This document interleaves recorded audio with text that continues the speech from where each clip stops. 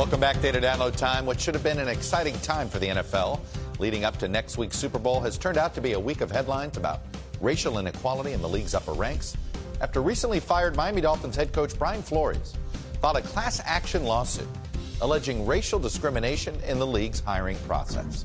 The suit sparked a lot of discussion about the discrepancies between who calls the plays and who executes them. And this is a case where the numbers just don't lie. Here's obviously the makeup of the league. 70% of the league is made up of players of color. It's pretty clear. Now look at the distinction of head coaching rights. See, 70% of the players are of color.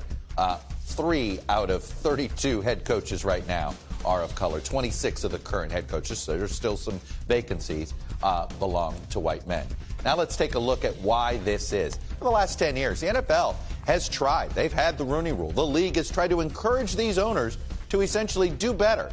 They've not required it. They've kind of coerced. Well, they haven't done so well. Among head coaches in the last decade, there's been 51 white head coaches, just 11 of color. General managers, the ratio is about as poor. 31 overall, just 6 of color over the last decade. And if you look on the coordinator level, among offensive coordinators in particular, it's a terrible ratio. And guess what? It's offensive coordinators that are suddenly getting all of the head coaching hires these days. It's slightly better among defensive coordinators, still, though, 2-to-1, basically, white to non-white when it comes to those there. And then look at coaches overall. One of the problems here for coaches of color is they don't have family ties in the league. Of the 792 coaches, basically more than 10% of them have relatives, are related to other coaches in the NFL. And look at it among head coaches. A third of NFL head coaches are related to other coaches.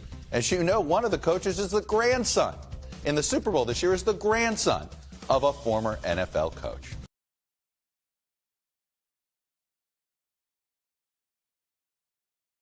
Thanks for watching our YouTube channel. Follow today's top stories and breaking news by downloading the NBC News app.